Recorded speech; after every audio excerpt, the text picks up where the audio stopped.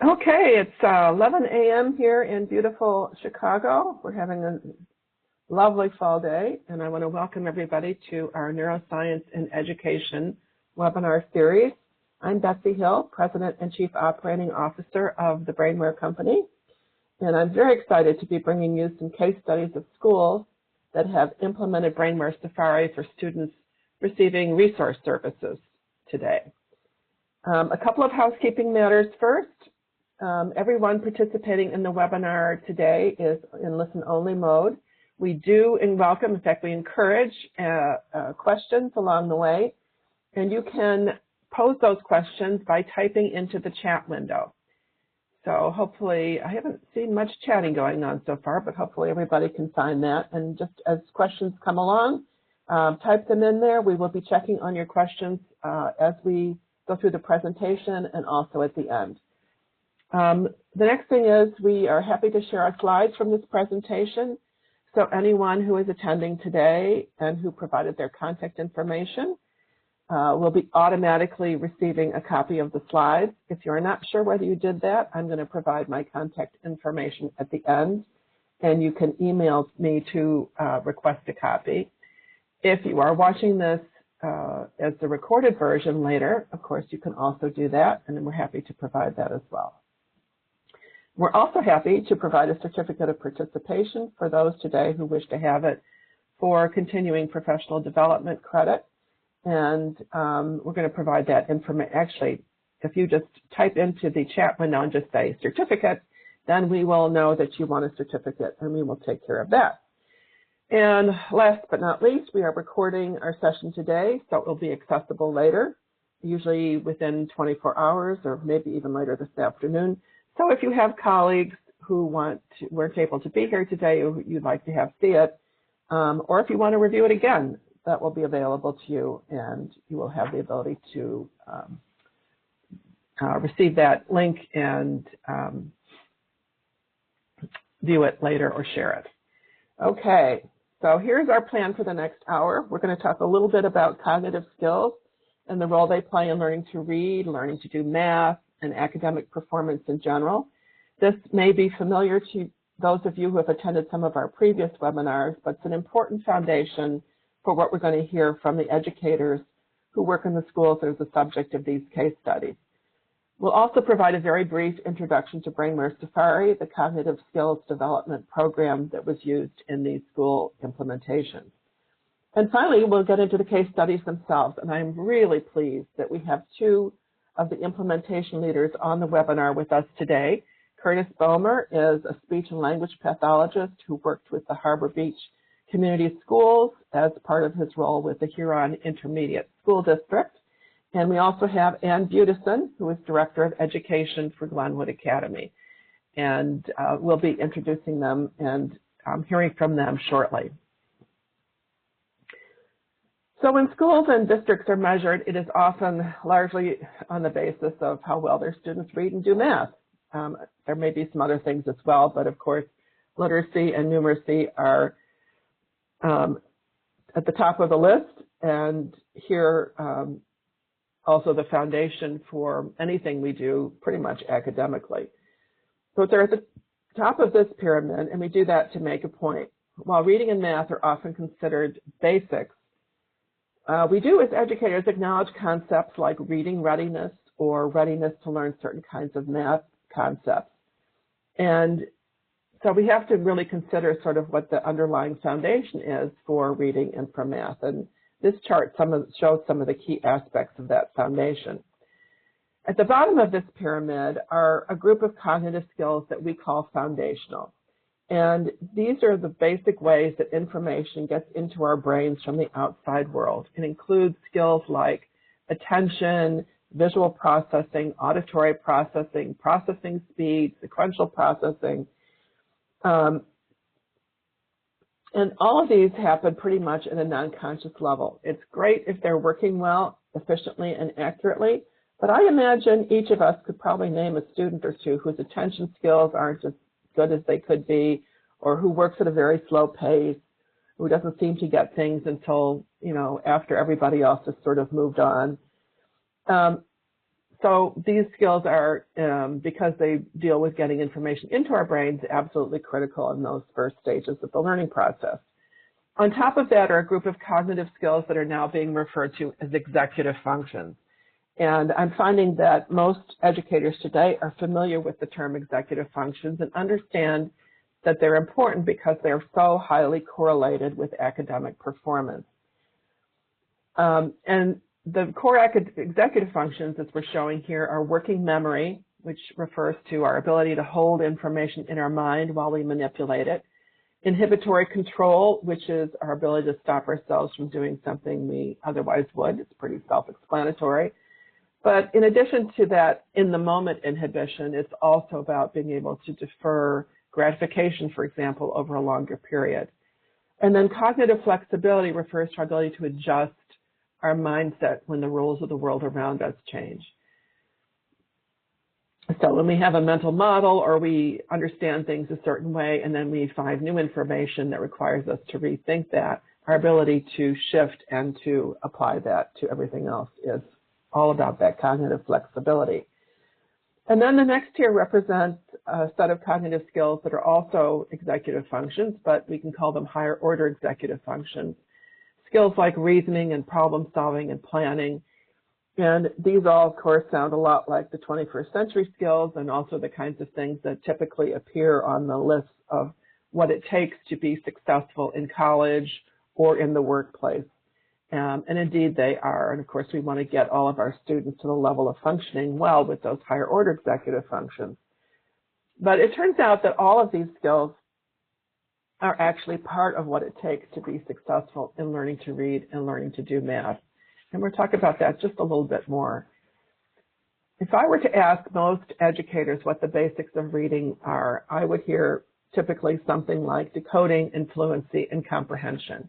And indeed, I have to be skilled at all of those processes in order to be a good reader.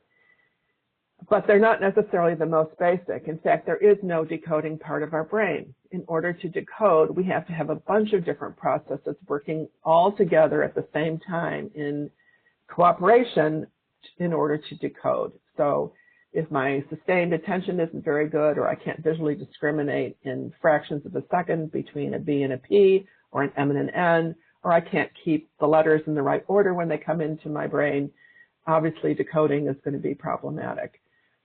Similarly, for fluency, we have skills like visual span, which is how much information I can take in a glance, or my processing speed, or my flexible attention that are going to have an impact. And when it comes to comprehension, this is where these basic cognitive skills, but also some of these executive functions really come into play. So if I'm reading a text, for example, and I'm holding pieces of information in my mind as I'm continuing to add on to them as I read further, that all happens in working memory. Or if I pause to think about a word I don't know or a concept I don't completely understand, and maybe I'm going to have to ask somebody about it, and then bringing that back into the context of what I was reading, that again happens in working memory. Or planning is an example of that, is when I think in advance what I'm going to read a particular text for. I may be looking for a specific piece of information. I may be looking for a sequence of things. I may be just scanning to get a general impression of it, or I may be deeply studying my chemistry text so that I know exactly what's going on. So those are some examples of the cognitive processes that are integral to reading. And the same principles apply in math. Here's important math skills, starting with visual spatial processing. And students who struggle with extracting information from a chart or a graph, or maybe with visualizing how a geometric shape will look if it is rotated in space, are all going to probably have some of those spatial processing skills that are not as effective. Math requires us also to manipulate information, just as when we're reading. From something as simple as counting, which requires us to keep track of what we've counted and where we are in the sequence of counting, obviously requiring working memory and sequential processing. And to something more complex, like a story problem. And today in math, I like to say that everything is a story problem. because we want everything to be applicable to real life. And then, of course, ultimately, math is very logical. So using our logic and reasoning and planning skills is going to be a part of math as well. So the basics of reading and math are, like everything we do, dependent on our foundational mental processes and the executive functions that our brains perform. And they're not just something that we want students to do because when they do them well, they're going to be better behaved in our classrooms, although that is often very true. They're just part and parcel of the learning infrastructure that we need to do anything. We need to learn everything that we do. Someone has also asked about the PowerPoint. Yes, we're going to be just sending a copy of the PowerPoint slides to everybody who is participating today. Just a little bit about BrainWare SAFARI. We've acknowledged a little earlier that maybe not all students come to our classrooms with all of the necessary cognitive infrastructure. And why is that? Well, because the neurological development of our brains is driven by a complex combination of genes and experience. Our brains develop in interaction with the environment. So if our environment hasn't been as rich or we haven't had the right kinds of experiences, we may have some cognitive processes that don't work as well as we need them to, and to be successful in an academic environment. In fact, we all have cognitive strengths and weaknesses, and the good news is that we're not stuck with them. It's not the end of the story. What we know today is that we can continue to develop our cognitive skills, cognitive processes, and strengthen those that are weak, as well as further strengthen those that are already strong. And that's basically what BrainWare SAFARI is all about. So it's a software program, develops 41 cognitive skills, so it's very comprehensive in terms of the skills that it addresses, ranging from various attention skills to memory skills, visual and auditory processing, thinking skills, such as those logic and reasoning skills, as well as some sensory integration of multiple skills. It comes from work that has been done in a clinical setting for many, many years. A group of clinicians from multiple disciplines, including speech pathology, vision development, psychology, neurology, occupational therapy, a whole variety of clinicians worked together over about 40 years, actually, to develop this set of exercises that are embedded in BrainWare. And what they did was refine and improve that over time so that they had a very effective set of skills, but obviously it was very labor intensive and required people to work one-on-one in a clinical setting. So what we did is we've married this now with video game technology, which we understand the power and the motivation of video games. And so we've combined them, but the truth of the matter is it's not just a video game. It is definitely serious clinical therapy just built into what is a very engaging format. What we're going to hear about in our implementations is some folks who have implemented the program in a school setting while adhering to the recommended usage of the program, which is 3 to 5 times a week for about 12 weeks, and using the program for about 30 to 45 minutes each session. So with that little bit of background, this is when I get to introduce the first of our co-presenters today, and that is Curtis Bomer. Curtis is when I said this yesterday, he laughed at me. He's a very recently retired speech and language pathologist for the Huron Intermediate School District, which is up in the thumb of Michigan. And he served in that role for over 35 years. He's been also very active in a number of civic roles in his community and local government, and is very much engaged with the Civil Air Patrol, where he has reached the level of Michigan Wing Commander. He also does mediation in civil court cases.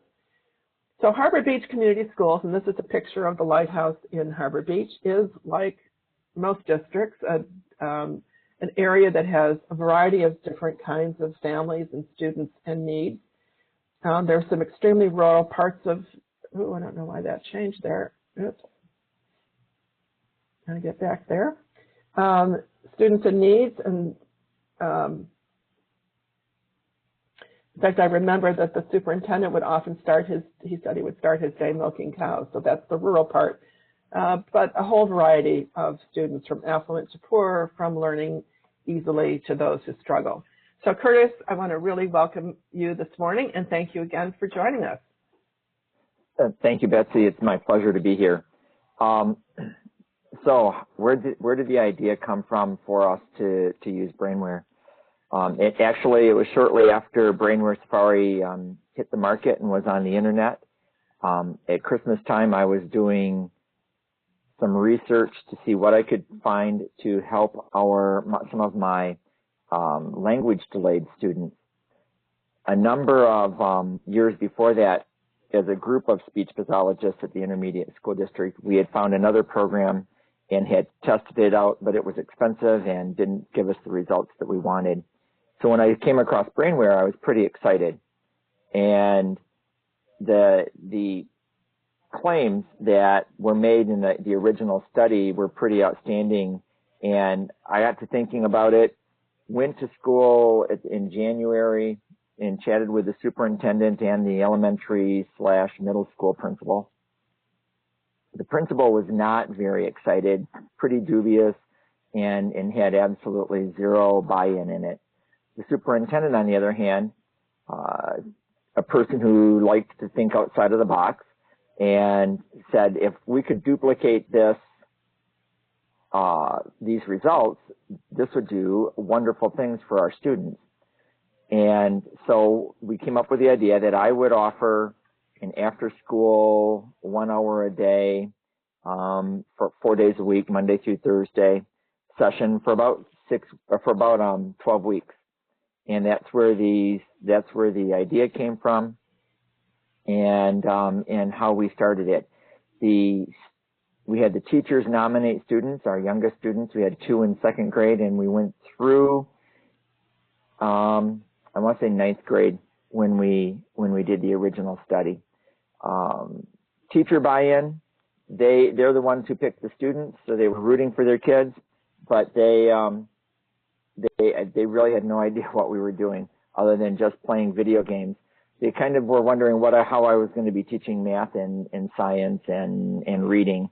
And so I can talk about that in just a minute. We had a great time doing it. The students were pretty engaged and absolutely loved it. As they progressed through the BrainWare SAFARI through our time period, we found lots of interesting things going on.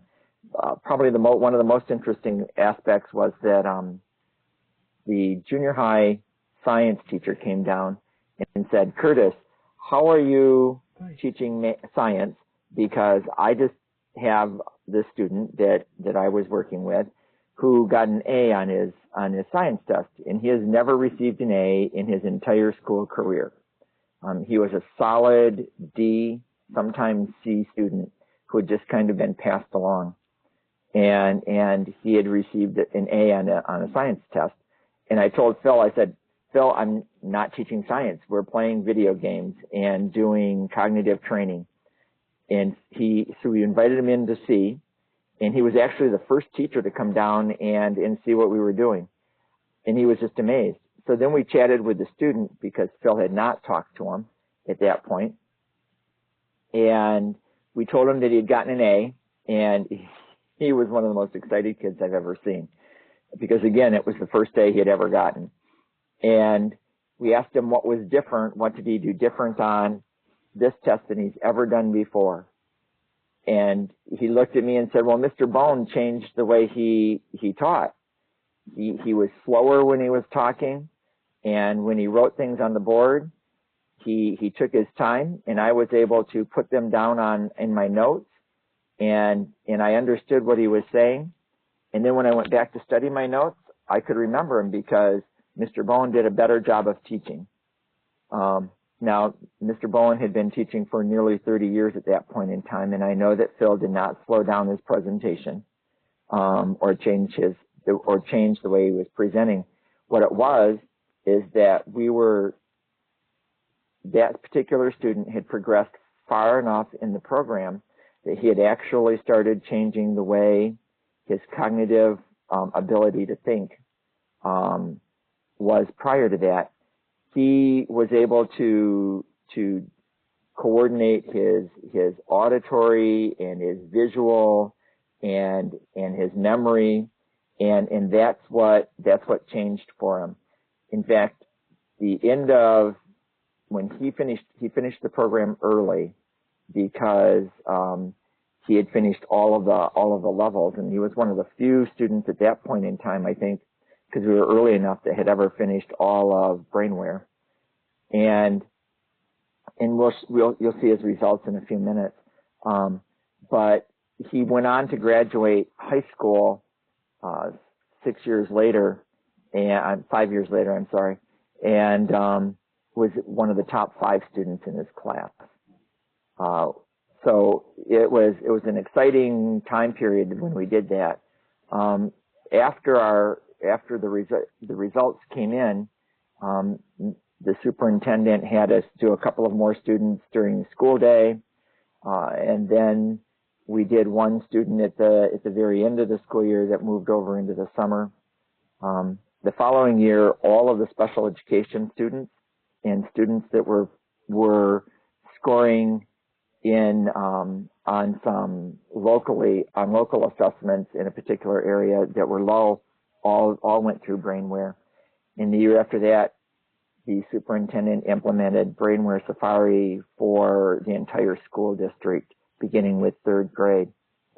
So the student I was talking about, if you look at the chart, is the third. He is 3rd from the right-hand side. So those were his pre and post tests on the Woodcock-Johnson. We duplicated the original study. That was how we decided to if it was actually going to, if the information we received from BrainWare was actually accurate.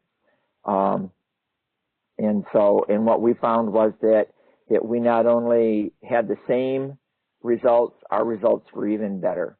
The student in the middle, number 6 from the left, you'll see didn't make a lot of progress. Number 6 and number 7, 1, 2, 3, 4, 5, 6, 7. Yeah, 6 and 7. The student number 6 opted to only come a couple of days a week because he had hockey practice. And number 7, the one right next to him, fell ill during part of the study, but we kept them in there because they came throughout the whole study. But one was in hockey practice, and his parents felt that was more important, and the other one was sick. But as you can see, they both made progress with what time they did spend with us. Right. So Chris, let me just interrupt you for a moment. Sure. Make sure that we explain what everybody is looking at here. So the pre-test and the post-test that you used were tests of the Woodcock-Johnson cognitive battery, the same one Correct. that had been used in the original study. And the score, as it was expressed, is an age equivalent. So it compares the performance of each student to national norms and then says, okay, this student is performing like an average whatever-year-old. So you can be 8, but you might have the intellectual ability of an average 6-year-old or an average 10-year-old or whatever it might be. And so you can see that in the red line on this graph represents their physical age. So you can see that most of these students were behind a little bit. Some were just about testing at their physical age in terms of their intellectual development, but most were behind. And this is the number 8 here, I think, was the one you talked about in terms of yes. getting an A on the science test. Absolutely. So that really is starts to answer the question, one of the questions that's been posed already, which is, did the gains last? And as you saw for this particular student, in fact, it set him up for a very much more successful academic career, leading him to be able to graduate in the top 5 in his class. Yep. And as for gains lasting, what I would tell you is that we didn't go back and retest this group a number of years later. We moved on because we were having success with the program. Harbor Beach was able to reduce their special education teacher numbers by almost 2/3, because our special education student numbers dropped dramatically over a period of about 3 years after we started using BrainWare SAFARI with our students. And those numbers did not go back up while we were using BrainWare SAFARI while I was there. I am an itinerant speech pathologist, so the last couple of years I didn't work in Harbor Beach. I worked in some of the parochial schools. I wasn't there at the very the last few years. Okay. So let's go back and talk a little bit about, we talked about the experience and how you sort of coach the students, and you talked about some of the signs for that particular student that his learning capacity really was being improved.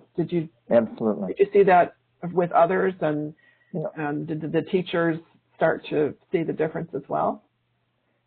We did see that with all of the students, and during the course of the program, more towards the end of the program, we started hearing comments from teachers that they were paying attention more in class.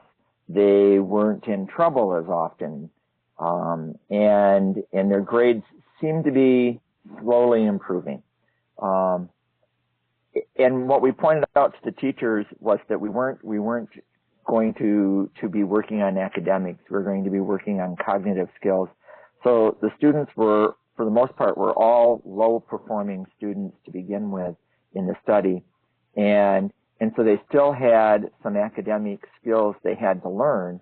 So while they were still, at times they were still struggling in school to stay up, they were quickly gaining those skills so that they could function at their grade level or beyond.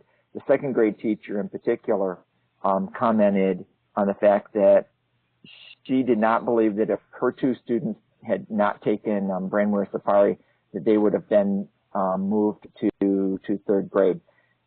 She was a pretty tough teacher with high demands and high expectations, and she had tried everything in her game book to get those two students moved to where they needed to be, and it wasn't until they were working on BrainWare SAFARI that things started to click for them.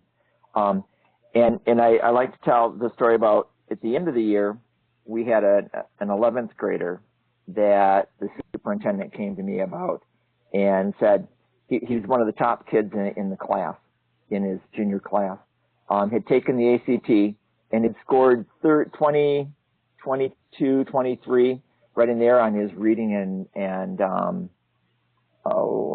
I'm going to lose it. English language, reading. I think you yeah, that's it. Thank you. Yep, reading and English language. And he'd gotten pretty good scores on the other ones.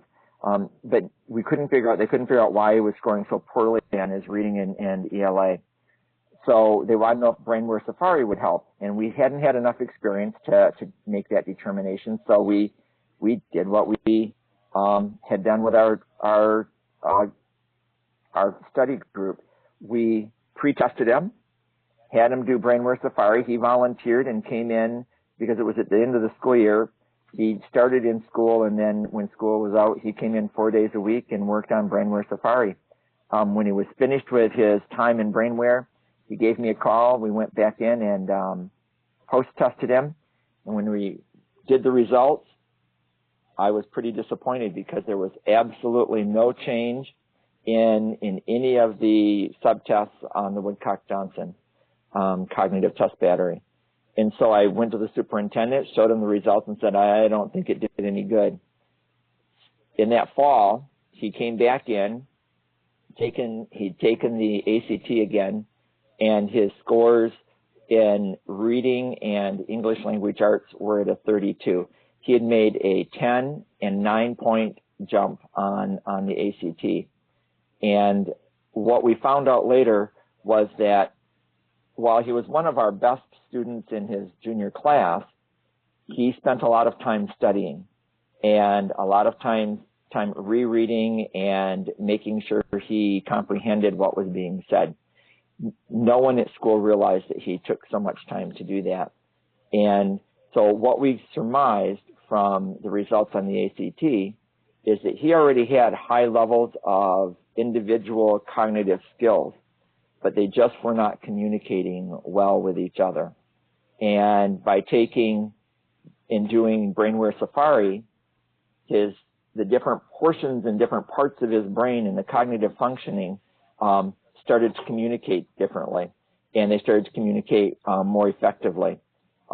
We called it building new highways and pathways to get the information back and forth across the brain faster. And so we were very pleased, and that was the impetus for the superintendent to ultimately implement it across the entire student body.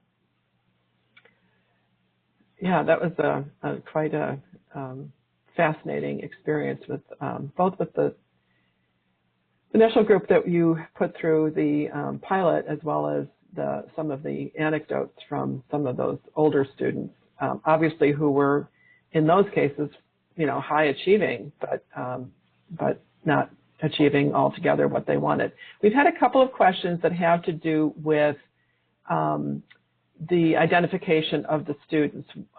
So one of the questions was whether all of the students in that initial pilot had a formal diagnosis, and then there was a question about whether any of them were referred from low WISC scores, especially the first graders who were the second graders. Or can you tell us anything about how they had been identified? We had the teachers identify them. They could take any, we put absolutely no restrictions on them, other than the only restriction I guess we put on them was that we did not want anyone in the top 10% of their class for the initial study. Mm-hmm. And so the teachers chose. None of the students were special education students. They were low functioning in their classrooms, but not qualifying for special education. I can mention that there have been other studies that were done with students who had been diagnosed as having specific learning disabilities and otherwise qualifying for resource. And then you used it, of course, after that initial pilot, then you were using it with your special ed students who did, of course, qualify based on some kind of diagnosis. Yes, absolutely. The second year, the year after we did the study, Harbor Beach implemented it with all of their special education students. And then as the principals saw, they would add students that were not meeting particular standards that the school district was setting for their students. But all of the special education students, primarily learning disabilities, but some cognitive impaired students, some students with ADHD, some speech and language impaired students, and I did notice, and we saw some improvement in language functioning, oral language functioning with my language delayed students, and so that was the year after the primary study. Great, wonderful. Okay, we're going to move on to our next one, and Anne, I just want to mention to you that it doesn't look like your microphone is on at your, oh, now it's going to be, okay, so. Oh, but I'm getting, oh, maybe that feedback is done now, okay. So the next, and of course, Curtis is going to stay through. Anne, do you have a headset on by any chance? I'm for some reason I'm getting an echo. Yeah, Anne we're getting a really bad echo from you. If you have a headset, maybe double check and make sure it's plugged in properly and that you don't have your other speakers on. And otherwise, you might want to leave the webinar and then join back in, because sometimes that will take care of it. So we don't need to have all that screeching. So hopefully Ann will be able to connect back in shortly. So I wanted to introduce Ann, who's the Director of Education for Glenwood Academy in Glenwood, Illinois. And yeah, she's going to leave and join again. So hopefully that will take care of it. She is a very, okay, well, this is not exactly doing what it's supposed to be doing today. All right, so, okay, here we go again. A wonderful educator who serves as Director of Education at Glenwood Academy. Glenwood is a nonprofit school that provides educational programs and also a residential campus environment for children from mostly low income and single parent families. So these are kids who have had some, in general, some pretty tragic and difficult experiences in their young lives. She directed the Learning Resource Center services at the school prior to becoming the Director of Education, and so has a lot of experience working with students in a variety of issues and attention and learning difficulties. So Ann, welcome again, and thank you so much for being here. Oh, well, thank you so much for having me. I really like talking about BrainWare and sharing our experiences at Glenwood with BrainWare, because it's had such a positive impact on our students. Great. Just to kind of give you an overview of our students, we serve students in grades 2 through 8, and our students are what you would consider at risk, although I really don't like that word, but our kids come from poverty in almost all cases. I like to describe them as great kids in challenging situations. They come from some of our worst neighborhoods in the city that are unsafe, and they really, no fault of their own, are the challenging situations, and really a lot of poor school background when they come to us. So all of that being said, when we were planning for our kids and thinking about their needs, we knew that there were areas of processing where they were delayed or were not really doing as well as we thought they should be. So we started to look at programs out there, and this is my 30th year in education, and the majority of those are as a special education teacher. So, you know, there's things out there to work on cognitive processing skills, but nothing I ever thought was really great, nothing that really kept track of a child's progress in an easy, kind of efficient way. So we started looking at computer programs. We sampled some, tried some with kids, but they just really weren't very engaging, weren't very motivating. And they were for specific age levels, so the cost of buying programs for all the different age levels was really prohibitive. So when we found out about BrainWare, you know, it was actually, principal buy-in wasn't too hard, because it looked like a tool that we could use for all grade levels. We had a demo of it, and when I saw that it was video game format, and I know how much our kids love to play video games, I thought it was really intriguing, and that's kind of why we went with BrainWare, and also looking at the just the research they provided us in the product. Teacher buy-in, I would say, was our more challenging aspect of implementing BrainWare, and that was just because our teachers, you know, our kids come to us behind, average about 2 years behind sometimes, and our teachers were like, you know, we've just got to spend so much time on academics, we can't give up 30 minutes a day to do BrainWare. So that was kind of our challenge. However, once our teachers implemented it and started to see the progress the kids were making, they immediately loved the product, and really, you know, now it is just a really important part of our curriculum. And we do use it in our resource department, and we also use it in our regular classroom. So all of our kids use it. We know research shows that, you know, kids from poverty, executive function, all the working memory is sometimes delayed. So I feel like it's a wonderful tool for all of our kids. I like to hope that, I believe that it really levels the playing field for our kids. So we have computer time when the kids did it. When we collected our data, we did it 5 days a week, 40 minutes per session for 8 weeks.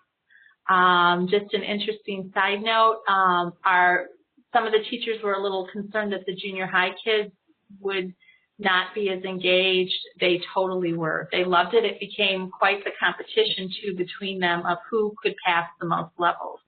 Our funding came from our actual resource budget, although we did it with all our kids.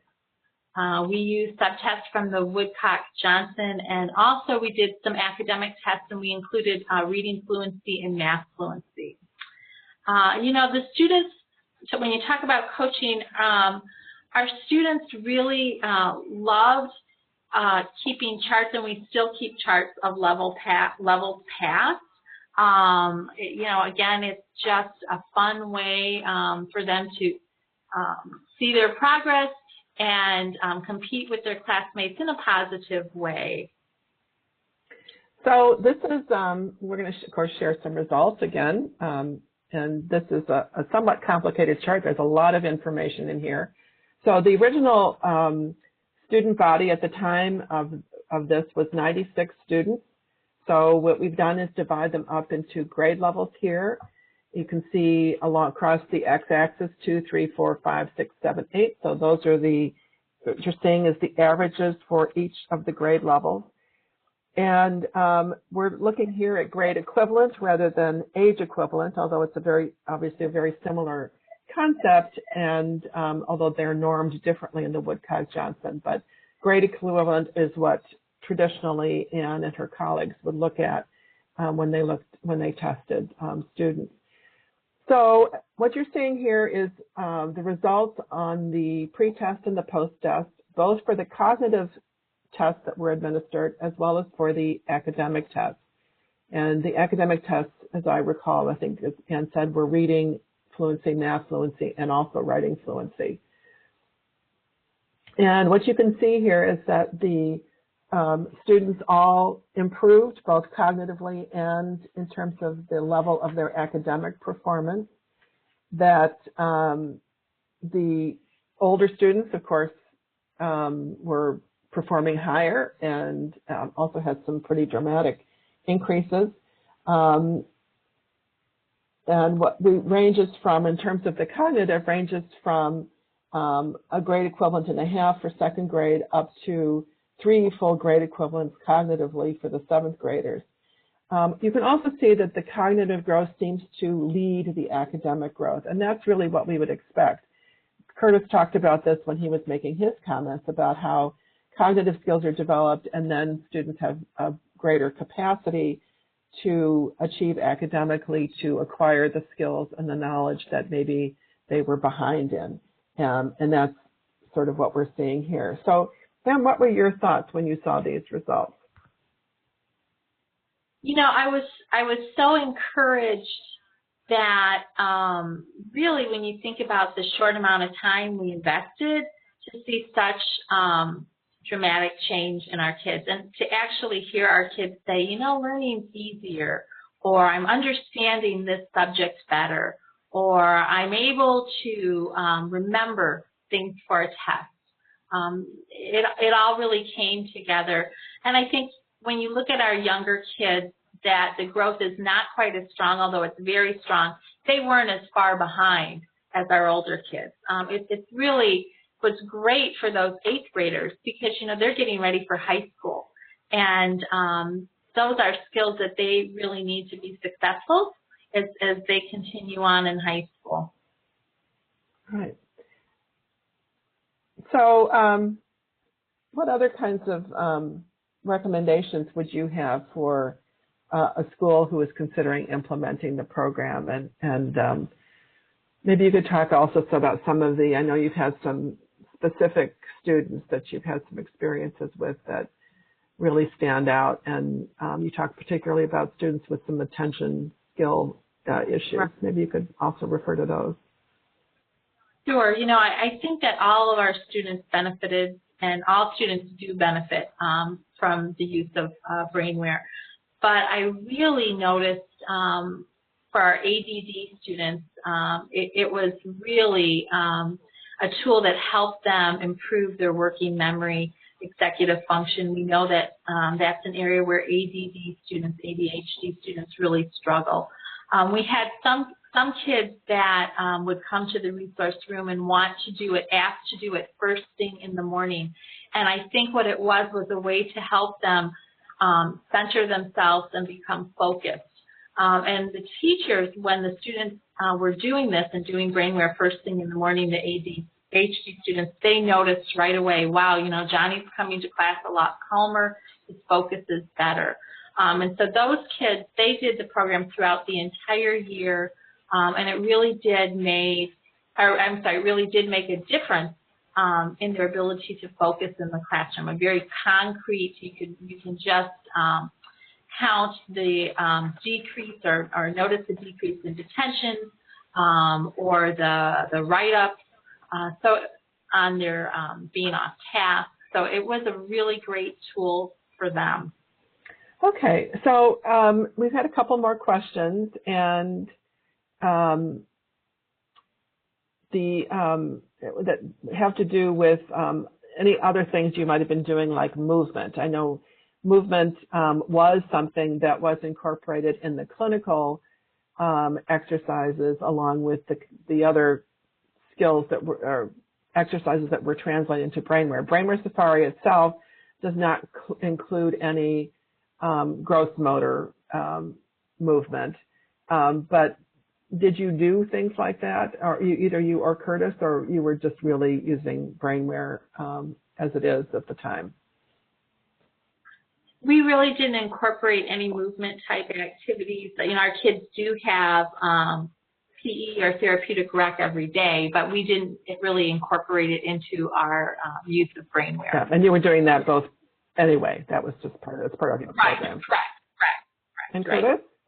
And we did not incorporate any movement in ours either. We did do, because we were after school, we did provide a short snack prior to starting BrainWare. They'd come to my room, we'd have a snack, and all head to the computer lab. Okay, another question that has come up, and I think we want to focus, we're getting so many great questions here. So neither of you is a school administrator. Obviously, Anne, you were a teacher, a resource teacher, but in terms of introducing it to the school, and then, which you've talked about a little bit, but maybe there's something else you can add, and then implementing and tracking progress. Could you talk about how you track progress? Well, we, of course, we keep the charts every year of the levels that the kids pass, and then there is the coach coach option on the program that actually allows teachers to track their students' progress and see the time they're spending on certain areas of processing skills. One thing we do look at is the areas that are taking children longer to pass and what they're struggling with and what they're doing well with. Every year it's a little bit different, but it's always very interesting.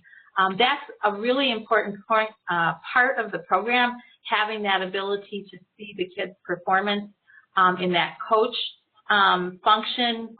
It's very helpful. And it's really good to share with the parents to let them see their child's progress. Yeah. So the program itself does track usage in the program.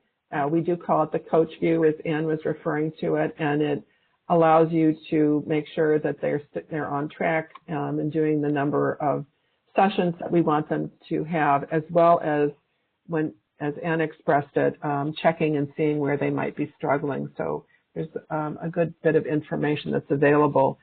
And particularly when you have a child in a resource setting or a special ed setting of some kind, the progress in the program can be used as part of an IEP discussion or certainly shared with the parents just as information on how their child is progressing. What about, both Curtis and Ann actually have experience with this, about having students repeat the program to further enhance results. Yes, in Harbor Beach, all of the original students that went through the original study, when we implemented it across the curriculum, all of them had to redo the program.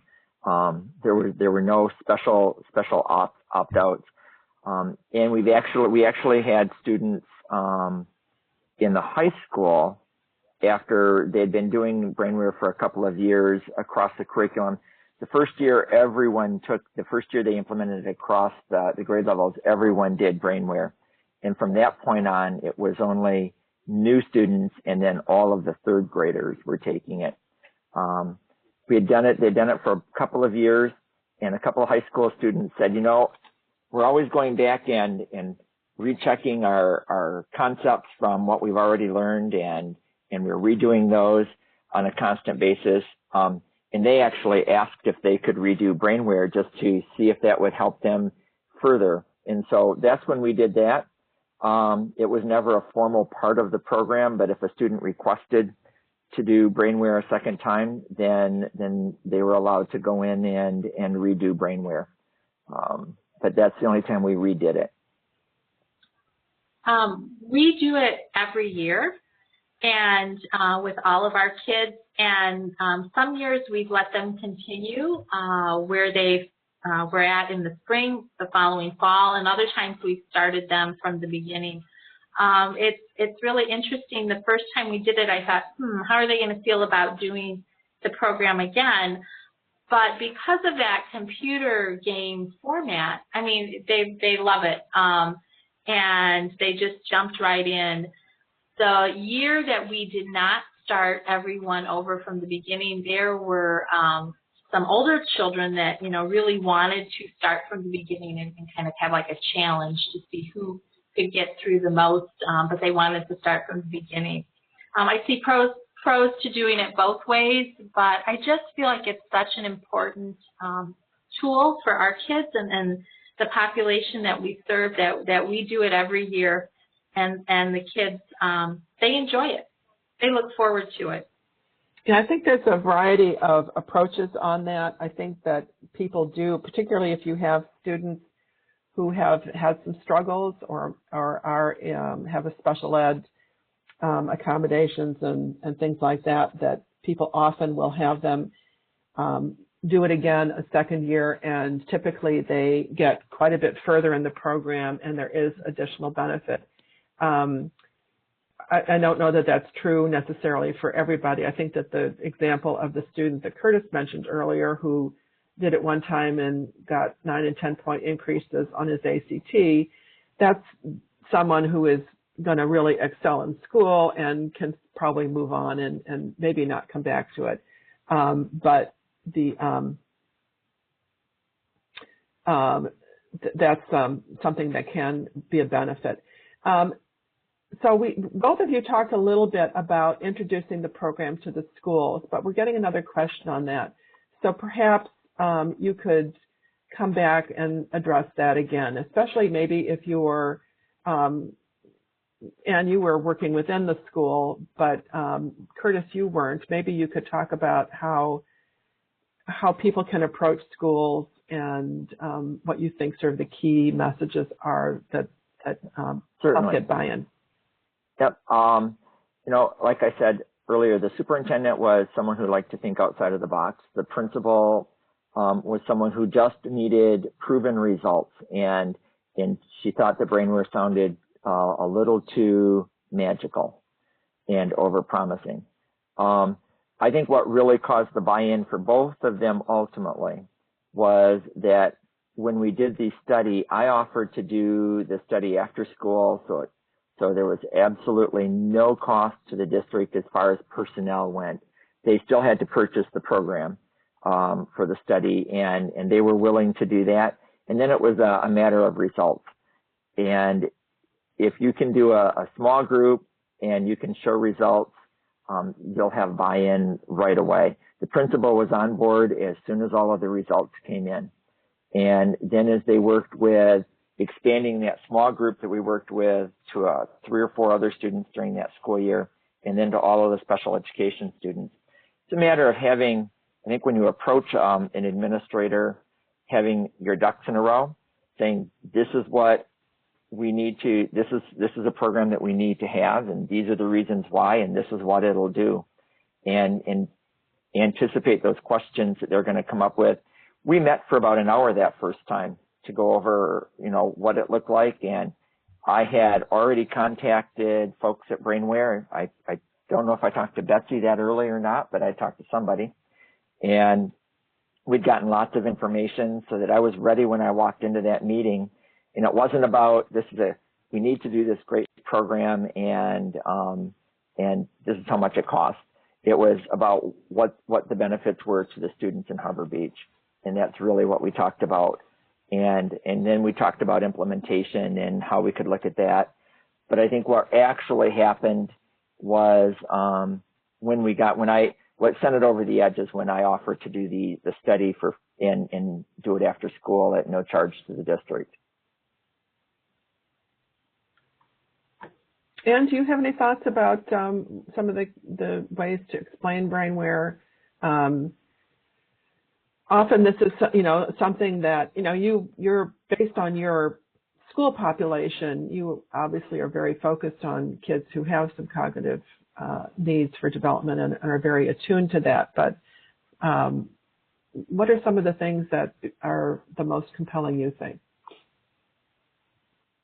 Well, I think that really now is such a great time to be an educator because we are so aware of how children learn and really the application of neuroscience to the classroom. And I think BrainWare is just on the leading edge of this. And it gives teachers, and I think why we got such teacher buy-in is it does these things in a way that's teacher-friendly, that, it's research-based.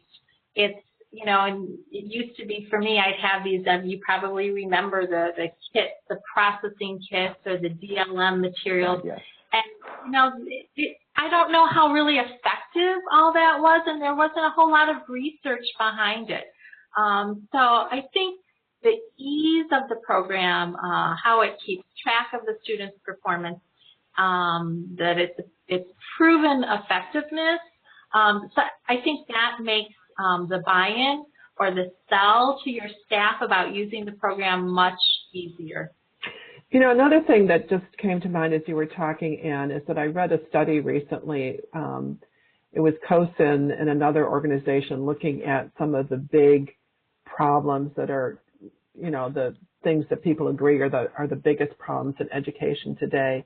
And the two at the very top of the list where they said these are two problems that are, they called them wicked problems. These are the ones where we really don't know how to solve it yet, but they have huge impact. One had to do with closing the achievement gap, so dealing with particularly students in poverty. And the other had to do with individualized instruction. And I wonder if either of you would have any comments about sort of the connection that you see between cognitive skills development and those two big education problems. Oh, wow. If we had the answers to that, Betsy, we'd all be rich. I can dream, right? We can hope. Yes, we can. I would tell you that BrainWare and cognitive training goes a long ways towards closing that achievement gap, I believe. A lot of kids, when they're younger, develop the required skills to be successful in school. And we find that those kids that are on the lower end of the achievement spectrum tend to have not had the same type of experiences and not had the chances to develop those early cognitive skills. And And BrainWare SAFARI goes a long ways towards repairing that foundation so that everything that gets built on top of it is on a strong foundation. And so when it comes to the achievement gap, I think BrainWare SAFARI helps a lot. Individual instruction, I'm going to leave that for some other day. Fair enough. Fair enough. I'm just going to touch briefly on the individual instruction component or part. For someone in the special ed classroom, wow, what a great way to individualize and meet that student's needs in terms of cognitive processing. And you can have students working on it all at the same time, but, working on what they need to be working on. So it's a great tool in that way. And I think I said earlier, I really look at BrainWare for our kids as a way of leveling the playing field. They often don't come to us, no fault of their own, with the necessary prerequisites for learning. But I know our kids are bright.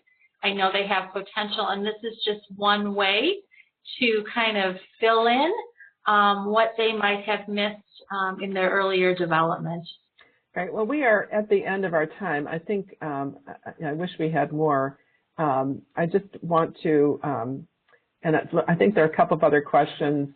One had to do with parent responses, but I do, before we end today, just want to make sure that everybody is aware of this. If it is a parent, in fact, there was a question somebody posted about buying it for home use.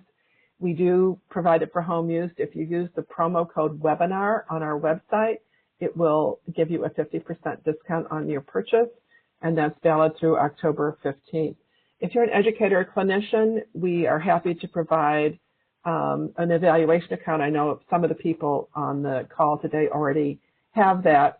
But we team that with a 30-minute demonstration where we can move you around quickly through all of the different parts of BrainWare, show you the coach view and those kinds of things so that you have an overall appreciation, but then you can explore the program for yourself. So if that's something of interest, please email me at bhill@mybrainware.com. And I just want to provide my contact information again. So we're a little bit over our time today. I particularly want to thank Curtis and Ann for joining us again today. We learn so much from you every time we do this, and you just explain it so well and give us such great insight into your experiences. We really, really appreciate that. Thank you. Thank you. And again, I want to just thank everybody who's participated today. We appreciate your spending some time with us. Time is something none of us have enough of. I know I don't. In fact, we skipped over one of the case studies today, but you'll have it in the PowerPoint slides along with a little link to a video of the resource teacher in that situation. So again, thank you so much for being here today. We hope to see you in another Neuroscience and Education webinar sometime soon. We will be sending out a copy of the PowerPoint slides to everybody who participated, and your certificates will be coming along. I have to wait until we download the list of attendees and those who wanted it, so you can look for those early next week. If you don't have it by then, please let us know. So thank you again, and I hope everybody has just an absolutely wonderful rest of the day. Thank you. Thanks again, Curtis and Ann. Thanks. Take care. Bye.